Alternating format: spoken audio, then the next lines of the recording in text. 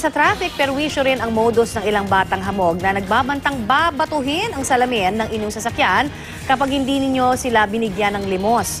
Ang mga pasaway na batang yan walang ligtas sa lagot cam. Kumalat sa social media ang litrato ng babaeng ito.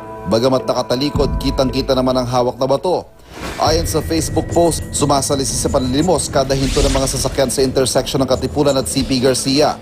Ang problema sa pilitan daw ang panghihingi ng bata. At kapag tinanggihan, binabanta ang babasagin ang salamin ng mga sasakyan. May kumotok na bata asking for money. Flashlightan niya ako sa mata. So nainis ako. So kinatok ko siya. Ang ginawa niya, binaang niya ngayon yung window ko. Then he ran off. Dun sa harap naman na car, may batang babae. Apparently parang nanghihingi rin siya eh. Tapos may hawak siyang malaking something. Sobrang inaasar niya yung driver. Tapos parang gaganunin niya talaga. So nag-a-act siya as if aanuhin niya yung window. Nakababahalang banta mula sa mga bata. Lagot ka!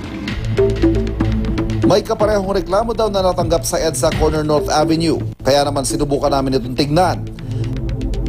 Ilang minuto pa lang na nakahazard ang aming sasakyan, ilang bata nang agad naglapitan. Paulit-ulit man nilang kinakatok ang aming bintana, swerteng wala sa kanila ang may hawak na bato.